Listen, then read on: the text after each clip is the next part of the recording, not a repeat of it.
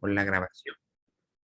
Y vamos a ir con la presentación que tenemos para hoy, que en cierta medida contribuye y da apoyo con,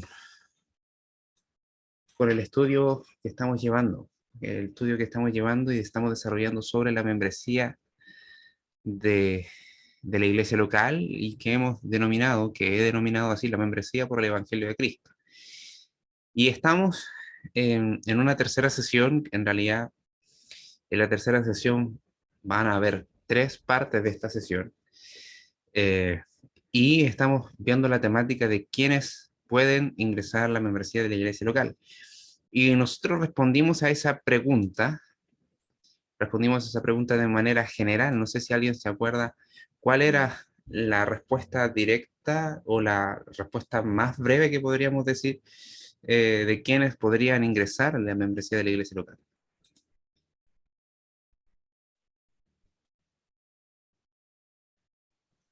¿Nadie? ¿No?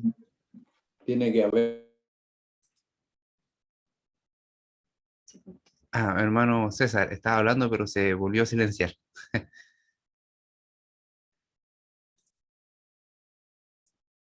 Ahora desapareció. Bien. ¿No, nadie se acuerda cuál era la respuesta más breve, más concisa sobre quiénes podrían optar a la membresía? Sí, mi esposa dice que un creyente en el Evangelio del Señor Jesucristo. Y la idea fundamental es que de ahí podamos nosotros desarrollar cuáles eran los criterios que nos identifican quién es un verdadero creyente. Bien, y teníamos este objetivo: identificar los criterios que dan lugar a los requisitos bíblicos de la membresía de la iglesia local. ¿Ya? Identificar los criterios que dan lugar a los requisitos bíblicos de la membresía de la iglesia local. Entonces, en ese sentido, podemos decir, hermano César, ahora sí. Sí, lo que pasa es que ya recibí un llamado telefónico. Ah, 10 minutos más voy a tener que ausentarme. ya. Así que dejo a mi esposa para que me reemplace. Después sí. Y yo decía, hermano Walter, que tenía que la persona aceptar a Jesucristo como su único y personal Salvador y recibir el discipulado y el bautismo. Claro, sí. Así es. Esos eran como los criterios, pero quienes postulan a la membresía era todo creyente, todo cristiano, todo, toda persona que ha confesado a Jesús como Salvador y que se ha arrepentido de sus pecados. Y ahí están, en cierta medida, los criterios. Entonces, los criterios que surgen de los requisitos que nosotros debemos de tener para incluir a personas a la membresía oficial de la iglesia local, tiene que ver con esto: identificar cuál es su fe, identificar el arrepentimiento, que es lo que vamos a ver hoy día, y por último, ver que proceda con la ordenanza, que es el bautismo por inmersión, que nosotros identificamos que es lo que enseña la Escritura, que es sumergirse en las aguas del bautismo. Entonces, en ese sentido, recordamos que la fe era invaluable en todos los aspectos. O sea, nadie se puede acercar a Dios, nadie puede recibir alguna promesa del Señor, nadie puede ser adoptado, nadie puede ser justificado, nadie puede estar en la comunión con Dios y estar en comunión con los hermanos si no es por la fe. Entonces, claramente tenemos que identificar que la persona que está postulando realmente sea creyente y que tiene una fe genuina. Entonces, su fe, no solo era testificar de que creyó en Jesús, sino que en el tiempo que nosotros lo estamos recibiendo y podemos enseñarle ciertas verdades de la Escritura y también enseñanzas que son doctrinas, tenemos que invitarle a que evidencie o que analice, que evalúe si está de acuerdo con nuestras enseñanzas, con nuestra doctrina. ¿Por qué? Porque hay veces que no se le presenta qué es lo que queremos o creemos que de las doctrinas principales que vemos en la Biblia, ni tampoco qué es lo que creemos de lo que es un cristiano y de lo que es la iglesia del Señor. Entonces, invitar a alguien que está en ignorancia de eso a ser parte de la membresía es un error, tanto para las dos partes, aquel que no pregunta, como también para la congregación que está animando a personas a que sean parte de una membresía sin presentarle la doctrina. Y eso también es parte de la fe. Eso es lo que da lugar a la fe. Entonces, teniendo eso en mente, tenemos que entender lo siguiente. Tenemos que entender que el objetivo de pedir a una persona que confirme una declaración de fe no es para confirmar a teólogos profesionales, sino para confirmar a cristianos. Pero de todas maneras se le debe de presentar lo que la iglesia cree y que evalúe si está de acuerdo con ella para ingresar oficialmente a la membresía. Aquí es a la membresía de la iglesia. ¿Ya? Entonces, exacto, debe de conocer las doctrinas fundamentales que nosotros tenemos. Entonces, en ese sentido, tenemos que pasar al segundo criterio, y es el criterio número 2. Esta va a ser un poco más densa, si se puede decir, porque es importante reconocer que el arrepentimiento, desde que entró el pecado al mundo, está presente. Entonces, ¿en qué momento entró el pecado al mundo según el relato de la Biblia? Es en Génesis, Génesis 3. Entonces, de ahí en adelante, el arrepentimiento aparece constantemente. Entonces, el arrepentimiento, ¿qué ustedes piensan o creen que es el arrepentimiento según lo que presenta la Escritura? ¿Alguien que quiera participar?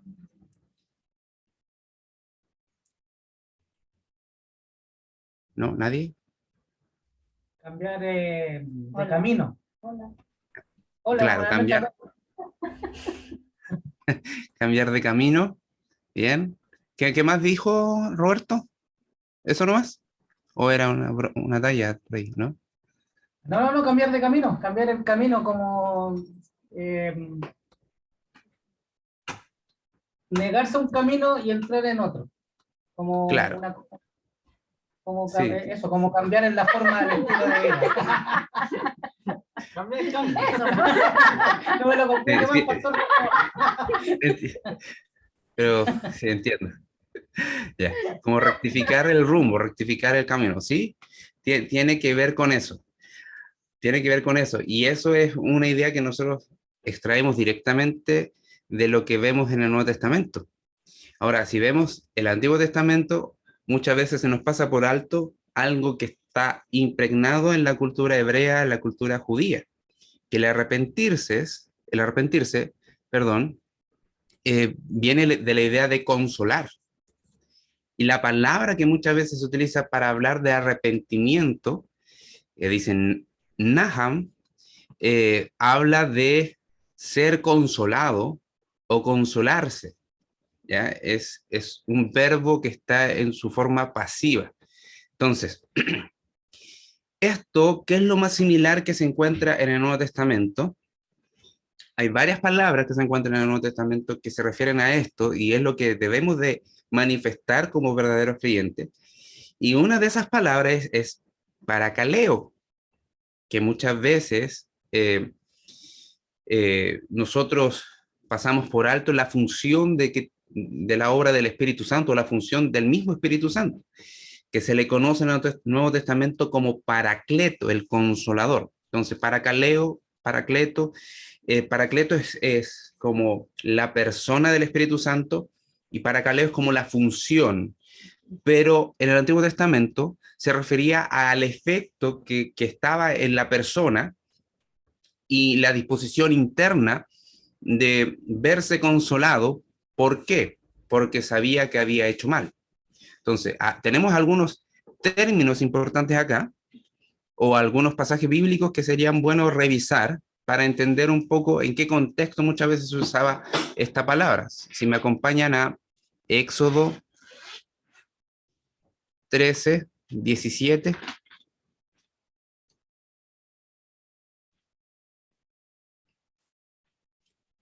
Éxodo 13, 17.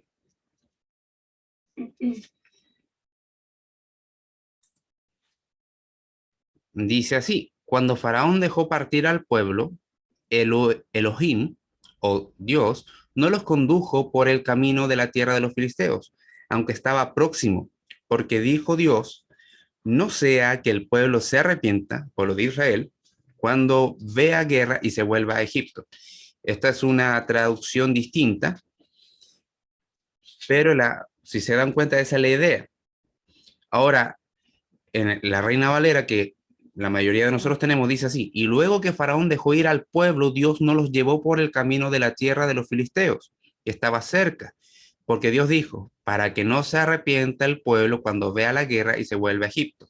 Es la misma idea, tiene ese sentido de una disposición en su corazón y buscar el consuelo hacia Dios, y en este caso el arrepentimiento no venía a ser positivo, venía a ser negativo, venía a ser huir de lo que Dios está mandando a hacer. Entonces, la palabra que aquí muchas veces nosotros entendemos como arrepentimiento no solamente estaba indicando la conversión o el extraviar el camino correcto e irse por el camino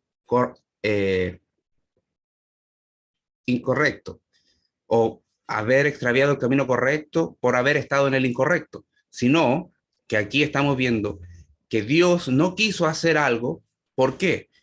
Porque sabía que el pueblo podía tener miedo, podía temer a los filisteos y ellos iban a arrepentir de obedecer al Señor, iban a volverse a Egipto, a estar en yugo de servidumbre y esclavitud.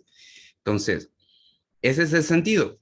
La palabra arrepentimiento no en sí misma no tenía una connotación positiva ni tampoco negativa, sino que dependía del contexto, de la realidad, de la disposición interna de acuerdo a lo que podemos nosotros entender de lo que es bueno y lo que es malo, de lo que Dios manda y de lo que Dios prohíbe. Ahora podemos ir a Génesis también 38:12.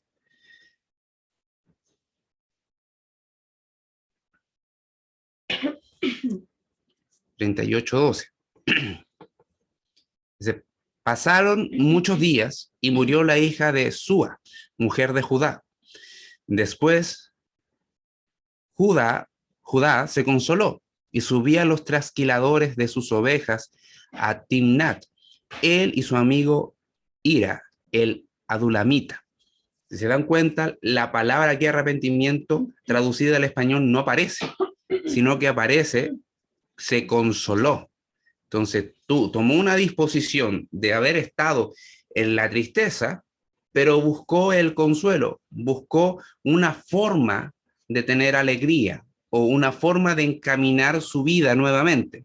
Entonces, este camino que te estaba mostrando algo, él busca rectificarlo con otro camino. Entonces, el arrepentimiento también tiene ese sentido.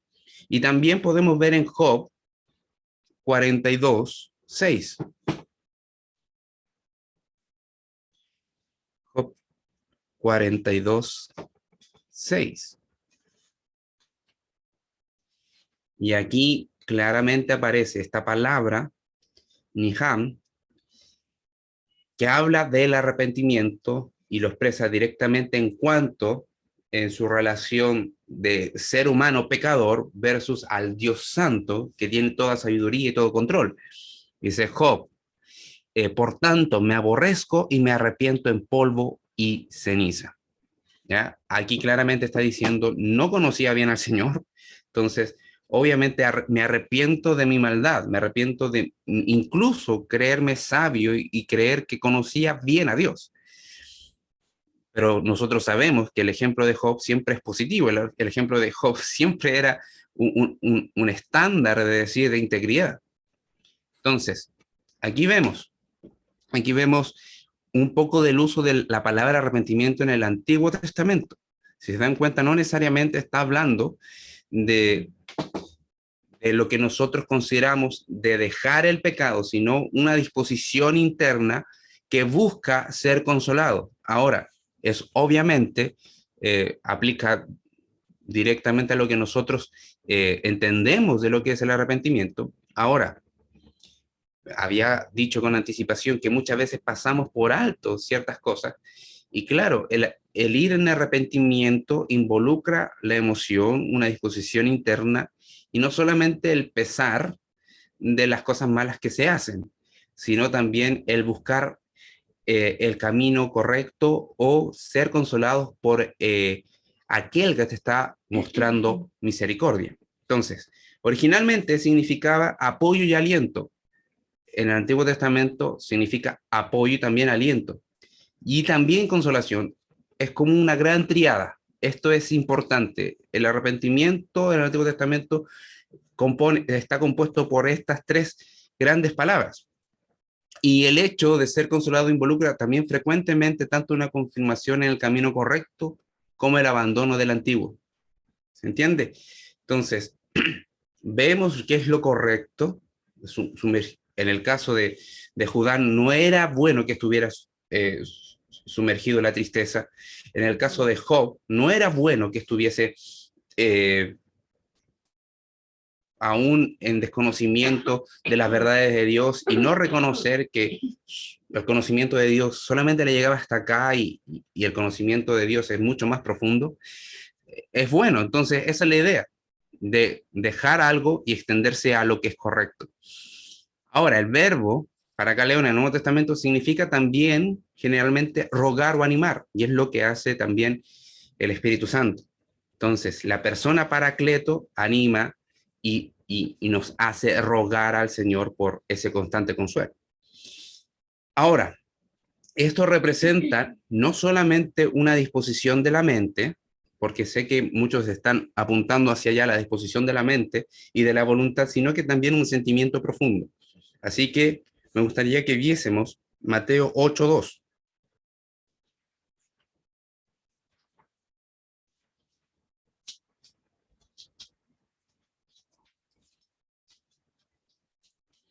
Este es un pasaje de la Biblia extremadamente maravilloso. Extremadamente maravilloso.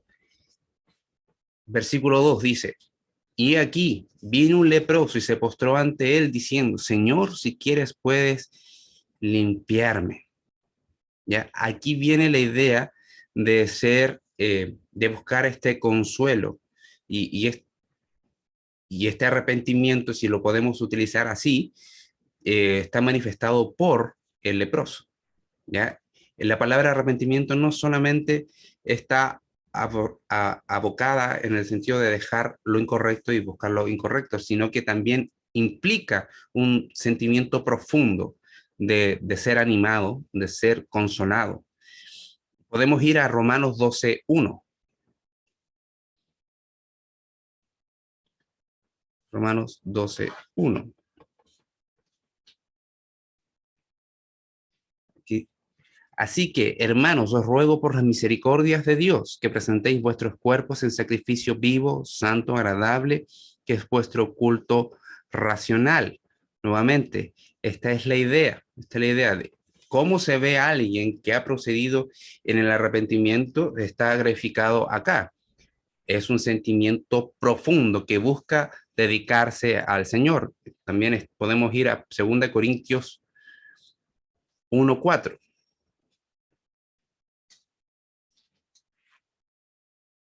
1:4. Y aquí nuevamente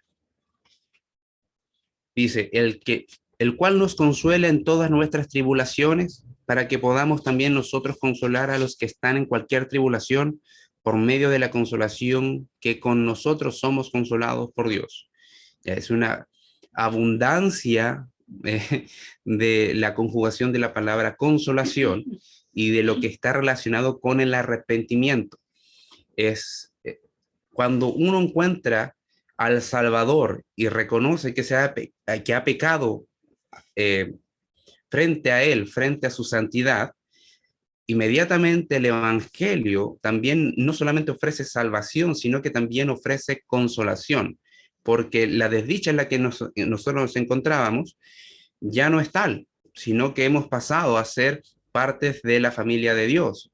Pasamos a ser por la fe hijos adoptados, pasamos a ser hermanos del Señor, pasamos a ser coherederos juntamente con Él. Entonces, obviamente, el arrepentimiento trae este sentido de consolación, de ser bendecidos por Dios en este sentido. Bien, este es el uso del término arrepentimiento tanto en el Antiguo Testamento como y su paralelo en el Nuevo Testamento.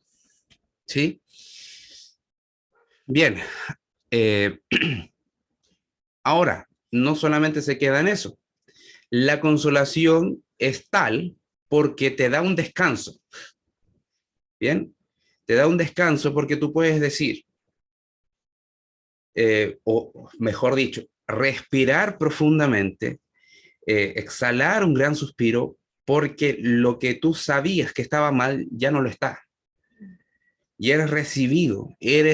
Hay un alivio en el alma y un alivio en la conciencia de que lo que fue malo, lo que estaba errado de mi pecado ya no está permanentemente ahí, sino que tomé las medidas correspondientes y dejé ese mal camino. Entonces, finalmente es reconocer que su mal camino fue, fue interrumpido por la misericordia de Dios que ofrece al alma de todo pecador. Entonces, el arrepentimiento expresa eso, ¿ya? Expresa eso, directamente eso. En el Antiguo Testamento está representado y en el Nuevo Testamento muchas veces separamos muy gramaticalmente o muchas veces muy técnicamente estas cosas, del pensar directamente en el significado de una palabra de una manera directa. Pero estamos viendo que el sentido del arrepentimiento es mucho más profundo que eso, porque te habla de ser consolado, ser apoyado, ser animado, ser confortado. E incluso vemos que viene un alivio por un pesar que tú tenías. ¿Sí? Bien, ahora eso lo podemos entender de forma positiva o de forma negativa. Ahí tenemos el ejemplo del pueblo de Israel. El Señor, conociendo sus corazones, no los metió en un camino que les iba a traer un alivio, buscar un consuelo en la esclavitud. ¿Sí? Entonces, hasta el momento, ¿alguien tiene alguna pregunta? ¿No? ¿Algún comentario? ¿No? Ya. Entonces, seguimos. Cuando sale estos números romanos, son romanos, números romanos, estamos haciendo referencia a una traducción antigua de la Biblia, o del Antiguo Testamento, mejor dicho, que es la Septuaginta, la primera traducción a un lenguaje distinto, a un idioma distinto del hebreo, en el año aproximadamente 340 antes de Cristo, por 12 judíos que buscaba tener ese documento, la Biblia hebrea, en la Biblioteca de Alejandría. Ya, entonces cuando ponemos ese número romano, lo estamos refiriendo directamente a la Septuaginta, a esta traducción griega. Entonces, ¿qué es lo que hace esta traducción griega? Cuando toma el texto hebreo y lo pasa al griego, traduce arrepentimiento por metaneo o noe, metanoé, algo así. ¿Y qué es lo que busca tratar de expresar? Estos pasajes que ustedes ven acá expresan directamente el arrepentimiento que tiene que ver con relación con Dios, a veces arrepentimientos del hombre y todo lo que tiene que ver en ese significado más global, en ese contexto más global del Antiguo Testamento, esa disposición interna del corazón, de la mente, incluso de Dios, y que también tiene que ver con el hombre.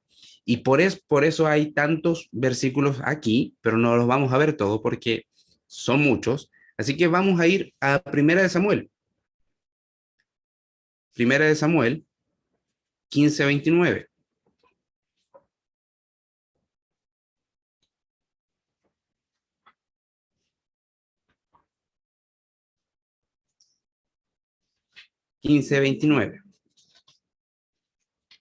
Entonces,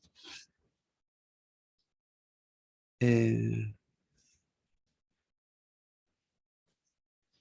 ya, 15:29. ¿Qué dice? Además, el que es la gloria de Israel no mentirá ni se arrepentirá. porque no es hombre para que se arrepienta. Aquí se está utilizando la palabra arrepentimiento o metanoe directamente para decir que Dios no tiene una disposición de su interior cambiante, ¿sí? Está hablando de la inmutabilidad de Dios, de que Dios no cambia y de que su corazón está siempre inclinado de acuerdo a su carácter santo, lleno de amor y de misericordia. O sea, claramente está hablando, el que es la gloria de Israel, está refiriendo a Dios.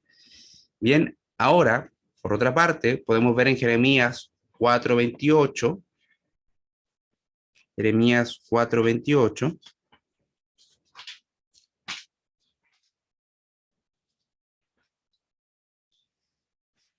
dice, por esto se enlutará la tierra y los cielos arriba se oscurecerán, porque hablé, lo pensé y no me arrepentí ni desistiré de ello, hablando de su juicio sobre la nación de Israel por causa de su idolatría, entre otros pecados.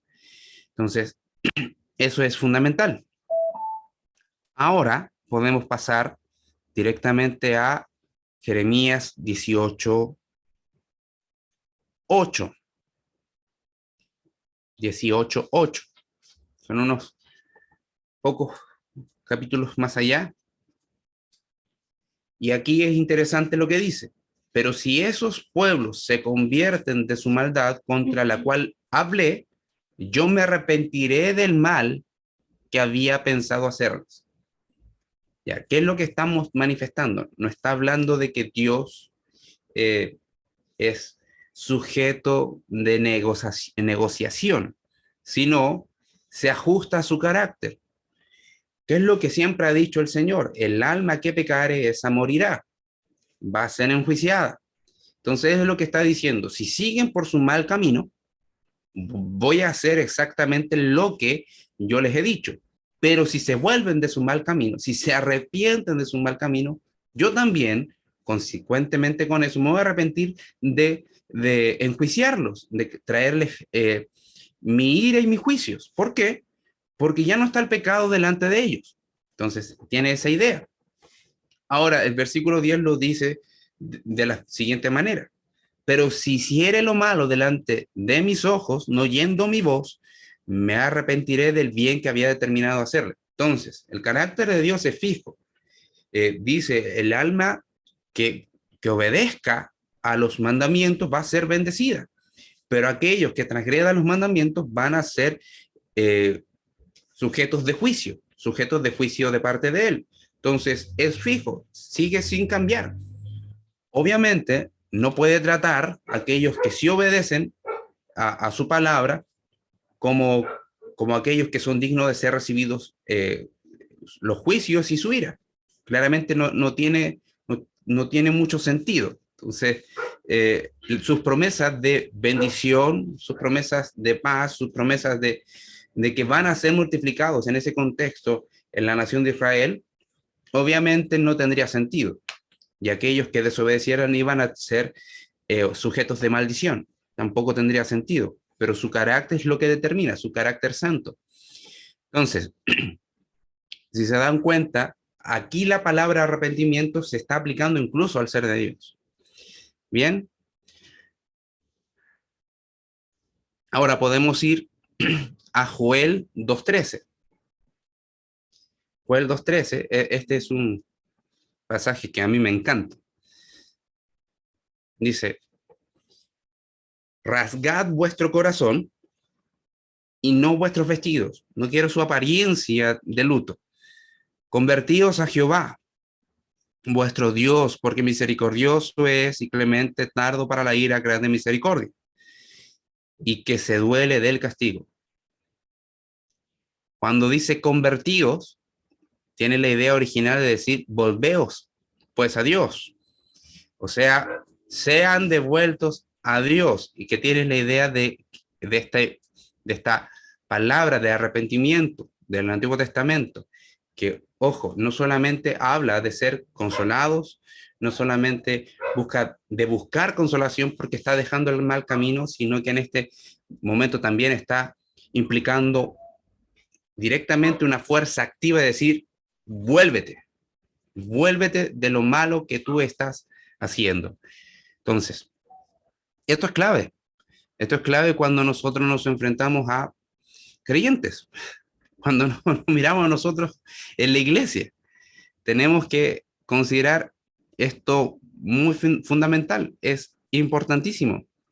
El arrepentimiento es una señal clara de aquel que está obedeciendo al mensaje de Dios, y no solamente por apariencia, sino de corazón, tanto que involucra su mente, su conocimiento, su manera de vida y sus emociones.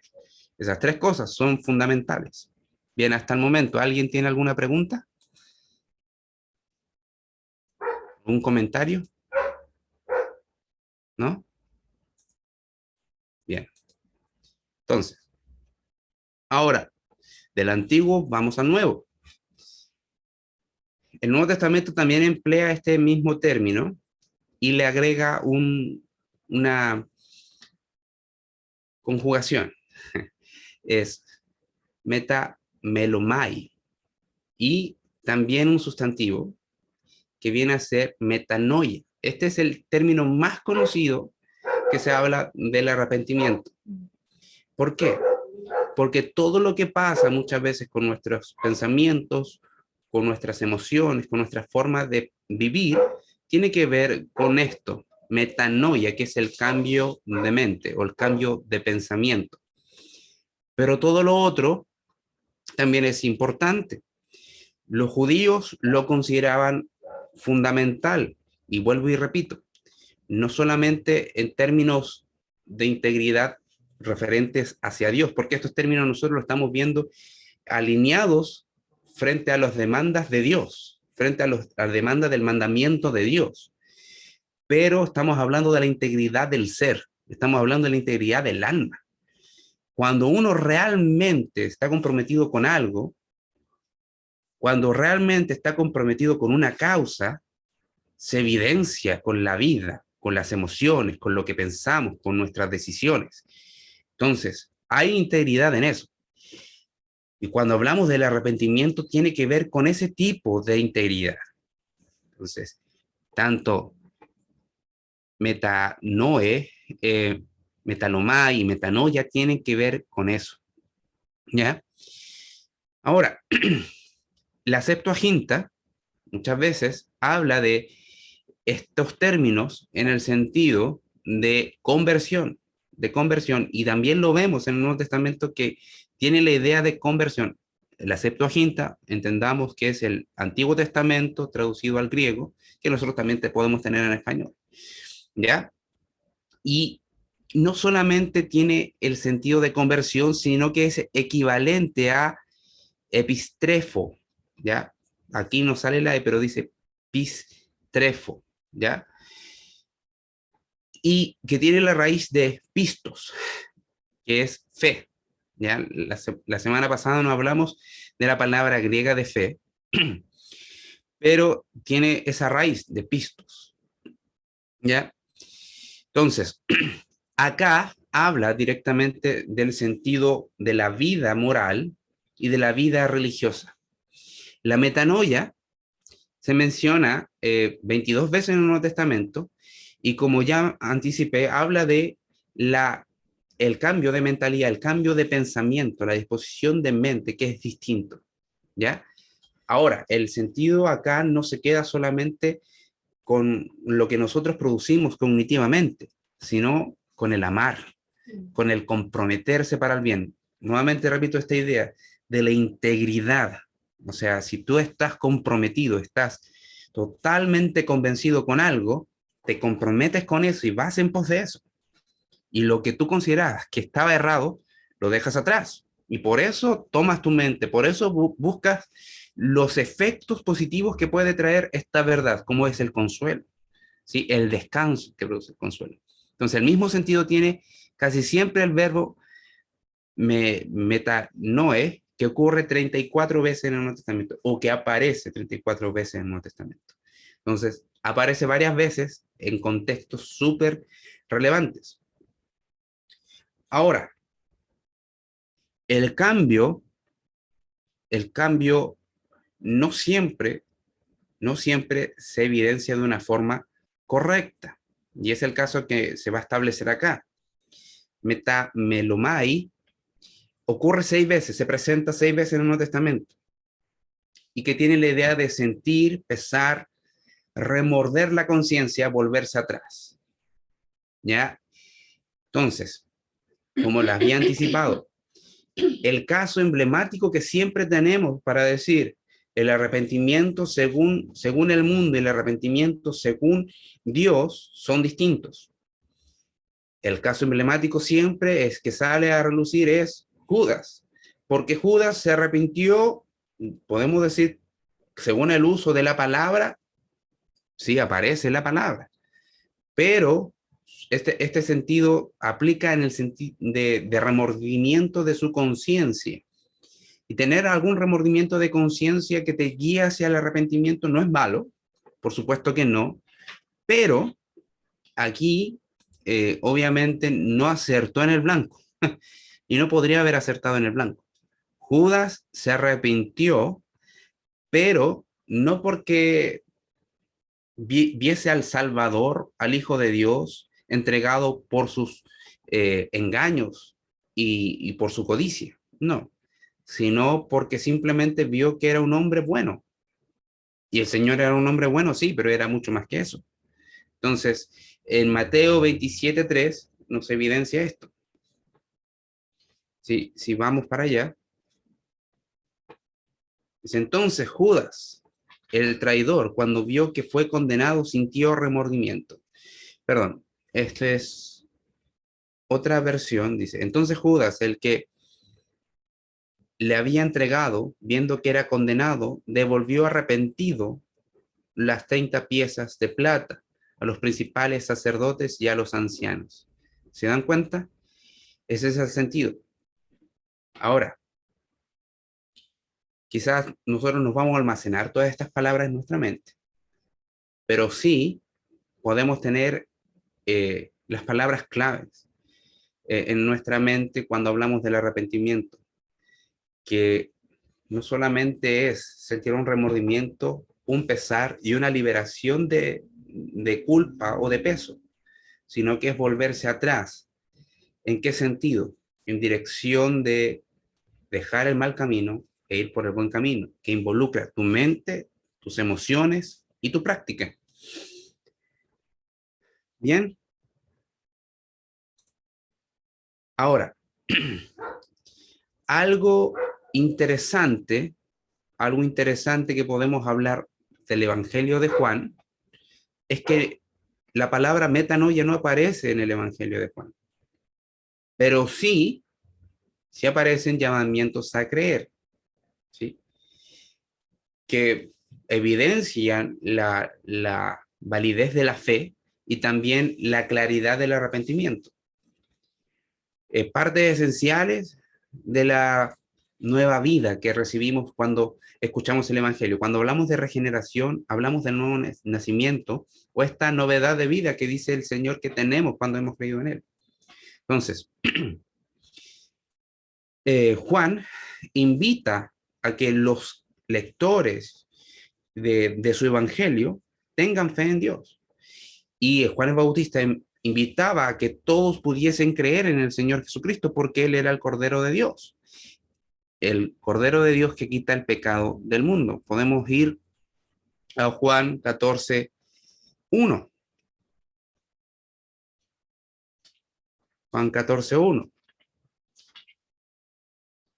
Entonces, aquí el apóstol Juan deja registrado unas palabras increíbles del Señor Jesucristo. Dice, no se turbe vuestro corazón, creéis en Adonai, creéis en Dios, crean también en mí. Y podemos saltarnos en el mismo Evangelio de Juan al capítulo 20:31.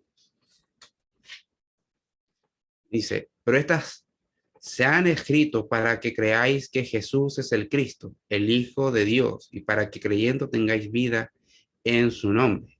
Nuevamente, aquí junta esta idea de creer y el arrepentimiento en un puro concepto. Entonces, pues la fe es la condición para acoger el amor que nos salva, y que nos ayude a experimentar esta nueva vida en Cristo. Bien, y aquí hay un comentario de autores de la editorial CLIE que dice: en buena teología el arrepentimiento, aunque no incluye el concepto la fe, suele llevarla implícita. Por ejemplo, aquí menciona un pasaje, Hechos 17, Hechos 17:30, que dice: pero Dios, habiendo pasado por alto los tiempos de esta ignorancia, ahora manda a todos los hombres en todo lugar que se arrepientan. Entonces, si dan cuenta, aquí implícitamente está diciendo que la ignorancia es pecado, que la ignorancia de no creer en el Dios prometido en el Antiguo Testamento, que se iba a encarnar, iba a ser el Salvador de todos los pecadores que viniesen en fe hacia Él, se tienen que arrepentir de esa ignorancia. Todos aquellos que han levantado figuras a ídolos falsos, cualquiera sea su pasado pagano, es su ignorancia, que es pecado. Entonces, aquí implícitamente está hablando del arrepentimiento y de la fe. ¿Sí? Bien, y también podemos ver directamente en un texto que hemos utilizado mucho este último tiempo, yo al menos, porque es directo cuando habla el Señor Jesucristo, comenzando con su predicación del Evangelio. Y también es una serie que nosotros estuvimos predicando con los jóvenes, y partíamos diciendo que el tiempo se ha cumplido y el reino de Dios se ha acercado, arrepentidos y creed en el Evangelio. Aquí está explícitamente ligado. Bien, entonces el arrepentimiento tiene un factor muy profundo que involucra la integridad de lo que somos, ¿sí? Mentes, buscar el corazón, la consolación del corazón, liberarte del peso, el remordimiento que viene cuando tú sabes que te equivocaste, pero que se encamina de la manera correcta y que descansa en aquel que te está entregando la misericordia. Bien, ¿alguien tiene alguna pregunta, algún comentario hasta el momento? ¿No? ¿No? ¿No? Ok. Ah, ya, perdón. Mi esposa me estaba diciendo. Bien. Ahora, bien, vamos a avanzar. Y creo que esto es interesante tocarlo. No sé si vamos a alcanzar hoy día verlo, porque igual ya son las 9 y estamos dentro del tiempo que tenemos estimado, aunque tuvimos unos 10 minutitos previos para poder conversar algunas cositas, pero es importante. Entonces, ¿cómo se ve el arrepentimiento en Dios, considerando todo lo ya expuesto de acuerdo al uso de esta palabra? Entonces, miren lo que dice acá: el que es la gloria de Israel no mentirá ni se arrepentirá, porque no es hombre para que se arrepienta. Y ese texto ya lo leímos. El arrepentimiento propio, dicho de parte de Dios, no puede darse en Dios, ¿ya? Primero, porque Dios no tiene de qué arrepentirse, y segundo, porque Dios no puede cambiar. En ese sentido, Dios no tiene que mejorar absolutamente nada. Dios no sabe de extraviar el camino. No, en ese sentido no aplica. Sin embargo, muchas veces cuando vamos a estos pasajes, tenemos que entender que la revelación de las Escrituras utiliza figuras humanas del contexto humano, de la realidad humana, para que podamos entender el efecto de lo que está produciéndose en Dios al ver la maldad, y también cuando nos transmite su carácter. Cuando vemos que el Señor oye nuestras oraciones, pensemos en si Dios tiene oídos. La persona del Señor Jesucristo claramente, porque es 100% Dios, 100% hombre. Pero el Dios Padre, podemos decir que Dios es espíritu. y él no necesariamente tiene esta parte del cuerpo para poder oír. Cuando sus ojos están sobre los que le temen, cuando su rostro resplandece, son figuras con figuras literarias que utiliza el Señor en su revelación para que nosotros podamos entender lo que Él está experimentando, lo que Él está transmitiendo, lo que Él está sintiendo en su ser santo. Cuando resplandece su rostro, está manifestando su gloria. Cuando resplandece su rostro sobre los que le temen, está manifestando que está con aquellos que le creen y le obedecen. Aquellos que, lo mismo de su mirada, su presencia está con nosotros. Entonces, las figuras que muchas veces se utilizan para describir el cuerpo humano relacionado con Dios, tiene que ver básicamente eso, para que nosotros podamos entenderlo. Entonces, hay un sentido y son textos totalmente, muchas veces conflictivos, cuando vemos que Dios no cambia, Dios no tiene que averiguar cuál es el camino que debe seguir. Entonces, ¿por qué dice en Génesis 6:7? Génesis 6:7, lo siguiente. Dice, y dijo Jehová, raeré de sobre la faz de la tierra los hombres que he creado, desde el hombre hasta la bestia, y hasta el reptil y las aves del cielo, pues me arrepiento de haberlos hecho. Según lo que hemos venido hablando, ¿en qué sentido puede haber estado, cuál es el sentido? ¿Cuál es el sentido que está queriendo expresar el versículo acá? No sé, alguien que se quiera aventurar.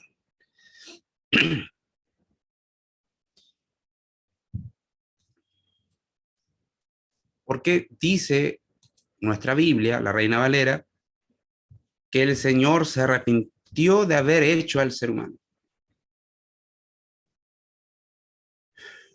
Bueno, pues, no necesariamente yendo al hebreo, podemos ver otras traducciones que quizás nos puede dar luz. La Biblia de las Américas dice, porque me pesa haberlos hecho. Esa es la idea de la disposición interna. En el principio, cuando Dios creó todas las cosas, vio que todo era bueno y todo daba gloria a su nombre. Pero cuando entró el pecado, el Señor no sentía gozo cuando veía al ser humano pecar. Le pesaba en su corazón, a pesar de que todo estaba bajo su plan. O sea, no significa, por más que estuviese, no significa, por más que el Señor tuviese todo bajo control, que el pecado no le iba a doler. Y ese es el sentido. Cuando habla de arrepentimiento, habla del pesar, del dolor que se le generaba en su corazón, porque la disposición en su ser ya había cambiado. La disposición en su ser se había dirigido no a un agrado, sino a un desagrado, ¿sí? Ese es el sentido de ese texto. Bien. Y es lo mismo que figura en Primera de Samuel. Primera de Samuel 15:11. Vamos a leer en la Reina Valera. Dice así: me pesa haber puesto por rey a Saúl, porque se ha vuelto de en pos de mí y no ha cumplido mis palabras. Y se apesadumbró Samuel y clamó a Jehová toda aquella noche. Y ahí lo dice claramente.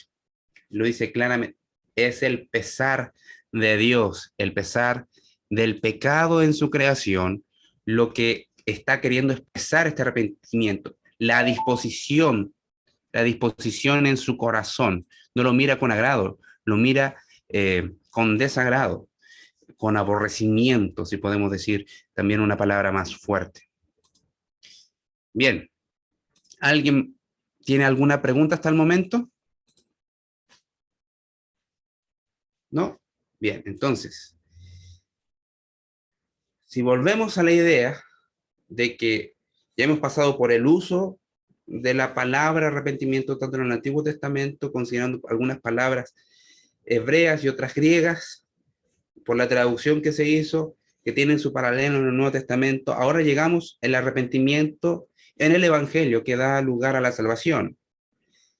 Entonces, el arrepentimiento, directamente el concepto que nosotros aplicamos muchas veces de forma acotada, es la parte positiva. Cuando recibe la fe, ¿sí? Cuando recibe la fe, la persona pecadora se da cuenta de que el don de la fe ha venido a su vida y ve que está enemistado con Dios y que su vida ha sido pecar contra él, busca hacer y seguir el camino que Dios había trazado por las enseñanzas de Cristo, por el Evangelio de Cristo. Entonces, juntamente con eso, podemos entender que cuando viene el arrepentimiento, no necesariamente estamos totalmente felices. El gozo viene después muchas veces que pasamos después de haber llorado frente al Señor por el pecado. Es cuando vemos al fariseo y al publicano, aquel que oraba atrás, al pecador que se golpeaba en el pecho, sentía dolor por su pecado, pero cuando ve que la gracia está dispuesta a su alma, ¿qué va a sentir? Va a sentir gozo.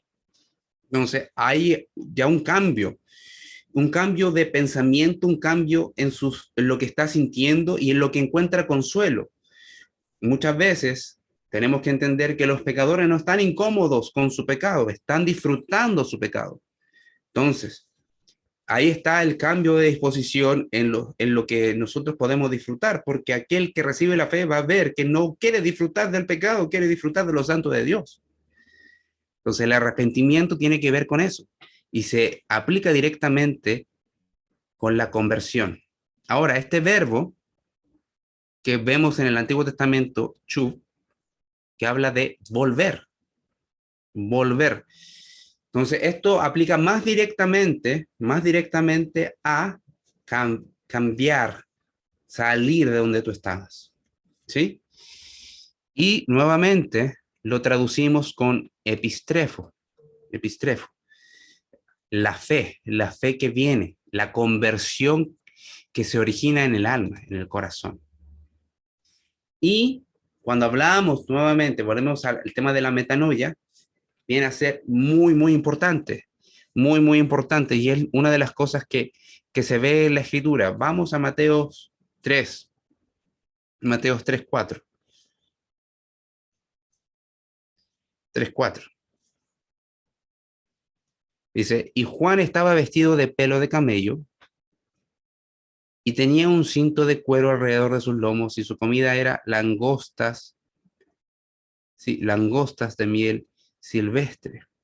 O sea, todo su atuendo estaba demostrando que hacía luto, se quería guardar de lo que estaba ocurriendo en su sociedad, de lo que estaba ocurriendo en la realidad contextual del pueblo de Israel, incluso con los líderes paganos que tenía, porque Herodes no era directamente del linaje de Israel, sino que era un gentil puesto por el emperador a gobernar la nación de Israel como rey. Entonces, él mostraba con su atuendo que estaba comprometido con la verdad del Señor. Entonces, podemos ver en el versículo 6 qué es lo que hacía.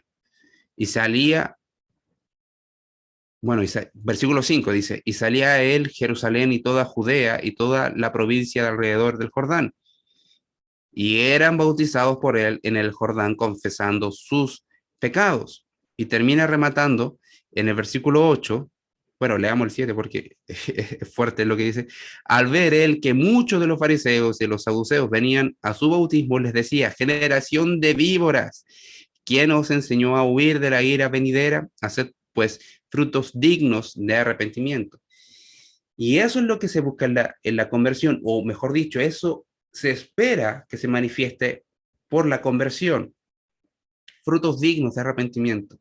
Y este fruto digno de arrepentimiento podemos pensar que es el fruto del Espíritu, pero que se materializa como en la forma que vivimos, la forma que pensamos, la forma que sentimos, no solamente en lo que sabemos, ¿sí?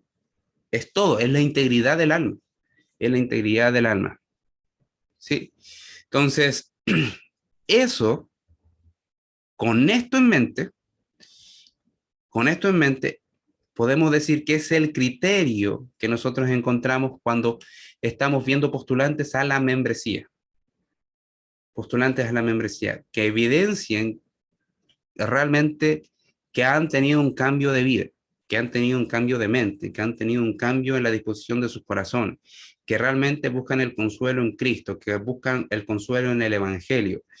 Y por más que puedan decir que llevan 20, 30 años en el Evangelio, versus a un hermano que viene recién entrando a la fe, podemos decir que se tiene que manifestar siempre es lo mismo, de forma creciente, pero no tiene una variación. Esto no es un asunto de matices, no es un asunto si nos gusta o no nos gusta.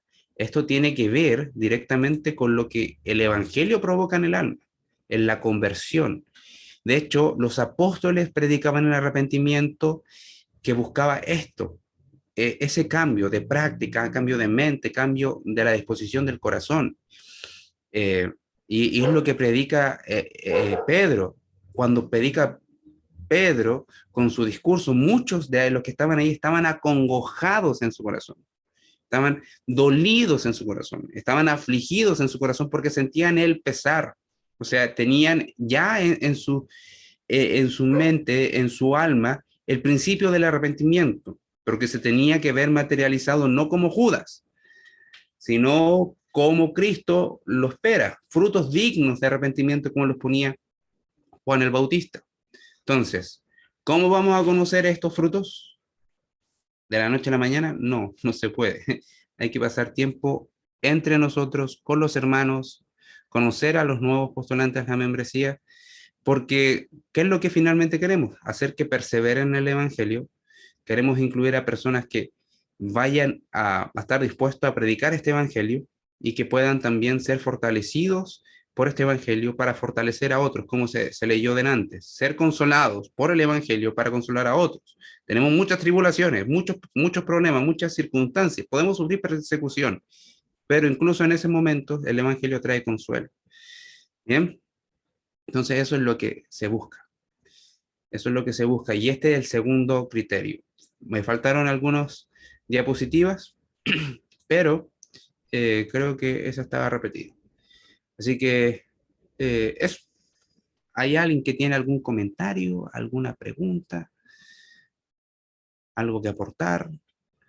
¿No? El material lo voy a enviar por si quieren repasarlo, leerlo con más detenimiento. Así que no hay ningún problema, ¿no?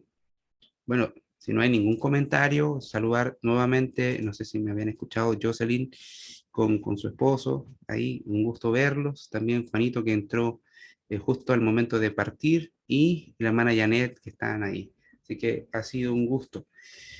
Bien, si se dan cuenta, era una información importante para clarificar lo profundo del efecto de la obra del Evangelio cuando se manifiesta el arrepentimiento. ¿Sí? Eso es clave. Bien, eso. Hermana Mari. Sabe, hermano, que escuchando todo esto a mí me llama la atención y por eso me gustaría leer de nuevo las diapositivas con más tranquilidad y más calma. Cómo se ve el arrepentimiento es mucho más que desde, como nos decían y como les enseñamos a los niños, que uno va por un camino y después se devuelve, porque lo poco que pude entender involucra mucho más allá, o sea, como tú decías, es algo más profundo, es el sentir de nuestra alma cuando nos damos cuenta, gracias a que el Señor a través de su Espíritu nos convence de pecado, es darnos cuenta lo que somos sin Cristo y lo que vamos a hacer ahora con el Señor. Entonces, me pareció muy interesante, yo no lo había visto nunca así. Así que te agradezco y voy a esperar las diapositivas para volverlas a leer y poder un poco hacerme un resumen, porque es harto. Sí. Pero me pareció muy, muy bueno. Eso, hermano. Sí. Nati. Sí, es interesante ver que uno no puede reconocer el verdadero arrepentimiento simplemente compartiendo con los hermanos el domingo en la iglesia. O sea, al final para reconocer los miembros, reconocemos a quienes son creyentes y para hacer eso tenemos que conocerlo. ¿Cómo vamos a reconocer una vida realmente transformada si no vivimos la vida junto a los hermanos? Porque al final yo creo que cada uno de nosotros, a pesar de las luchas que tiene, igual uno pone su mejor cara los domingos. Y las conversaciones de pasillo no van a llegar a uno a realmente conocer a los hermanos. Entonces esa es la importancia de ser iglesia, más allá de simplemente una reunión de la semana, sino que realmente involucrarnos con los hermanos. Sí, sí, yo creo que tiene mucho que ver el impacto que se puede ver en las vidas. Habían teólogos que decían que las mentes se pueden mover mucho por el conocimiento, pero las voluntades, si no se afecta el corazón, no van a hacer absolutamente nada. Muchas veces pasa eso. Muchas veces la declaración eh, buena que nosotros podemos reconocer que está bien, correcta, está bien, pero ese es es un elemento, no lo es todo, no lo es todo, porque habla nuevamente de la integridad del ser. Es lo que le pasó a la mujer samaritana. La mujer samaritana, cuando se encontró con Cristo, entendió que lo que estaba diciendo el Señor era correcto, pero cuando terminó de hablar con él, su impacto fue tremendo y que fue a predicar a Samaria y muchos habían creído por él, por el anuncio de ella, porque dijo, he conocido al Salvador del mundo, y ahí vemos no solamente una declaración correcta, ella se estaba jugando el todo por el todo. Los samaritanos incluso podrían haberla expulsado porque estaba reconociendo que un judío era el Mesías y que lo que él había dicho estaba correcto, que ni en Jerusalén ni que en Samaria se adoraba al verdadero Dios, sino que lo que él estaba buscando realmente era adoradores en espíritu y verdad. Y ahí viene directamente espíritu y verdad. El espíritu, el, muchos a veces entendemos que es el Espíritu Santo, pero es el efecto del espíritu en el espíritu de la persona, con el fluir, la disposición interna de nosotros, con ese fervor, porque cuando estamos convencidos con algo no lo hacemos suavemente, sino que vamos con todo. Si estamos de acuerdo con una verdad, tenemos un compromiso fuerte. Y la verdad con el conocimiento correcto. Y eso es lo que presenta el arrepentimiento. Este cambio por medio de lo que nosotros entendemos, el cambio de mente, pero que busca el consuelo en la verdad, y que es consolado por eso, que se duele de lo malo que hizo, pero que sabe cuál es el camino correcto. Entonces, es tremendo, es bien profundo y por eso lo puede hacer solamente el Espíritu Santo, porque solamente el Espíritu Santo puede cambiar a la criatura de esta forma. Así que eso, mis hermanos, estamos llegando al final, no sé si alguien quisiera